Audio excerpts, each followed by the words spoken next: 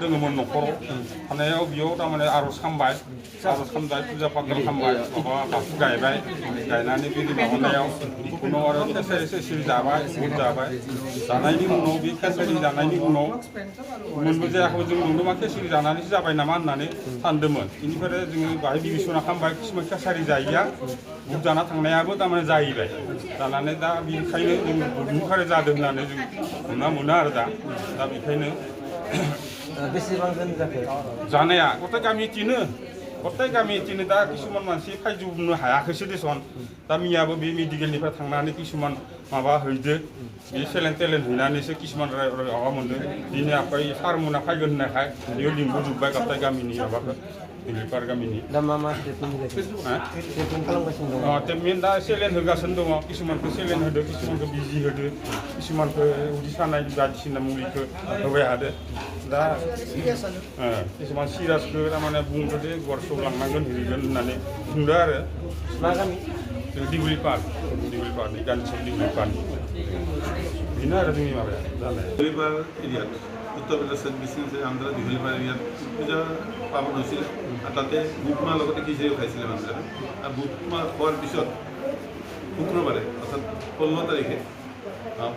তাৰিখে ৰাতিৰ পৰা তেওঁলোকৰ বমি পায়খানা এনেকৈ আৰম্ভ হয় আৰু সেইখিনি খবৰ পোৱাৰ পিছত যোৱাকালি আমাৰ ষ্টাফে গৈ পেলাই ডক্টৰ সহকাৰে তাত গৈছে গৈ পেলাই আমাৰ মেডিকেল ষ্টাফ গৈ পেলাই তাত প্ৰাৰম্ভিক যিখিনি চিকিৎসা কৰিব পাৰে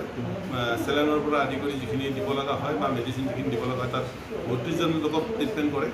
আৰু তেওঁক আছাৰ ছুপাৰভাইজন লগতে গাঁওবোৰৰ কথা পাতি তেওঁলোকে কৈ থৈ আহিছিলে যদি পৰৱৰ্তী সময়ত যদি কণ্ট্ৰল নহয় তেতিয়াহ'লে হস্পিটেলৰ লগত যোগাযোগ কৰি মানুহখিনি আমি মেডিকেল ট্ৰিটমেণ্ট কৰিম এই সম্পৰ্কে আজি যিখিনি দেখা গ'ল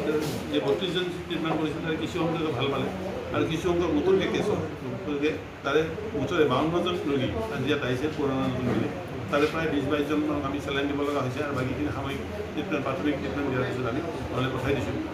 তাৰ এজন অকণমান চিৰিয়াছ আছে তাৰে সেইজনক মই গৰেশ্বৰ চিকিৎসালয় ৰিচিভ কৰাৰ কাৰণে নিৰ্দেশ দিছোঁ তাত যাবতীয় চিকিৎসাখিনি কৰিব পৰা যাব আমি পৰিস্থিতি অতি সোনকালে হাম কাটিব বুলি আশা ৰাখিছোঁ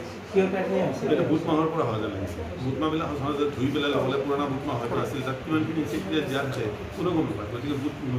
নোধোৱাকৈ তেওঁলোকে দিয়াইছিল গতিকে একেলগে সেইটোৰ পৰা হোৱা যেন লাগিছে আৰু আমি ইতিমধ্যে ডিষ্ট্ৰিক্ট অথৰিটিকো জনাইছোঁ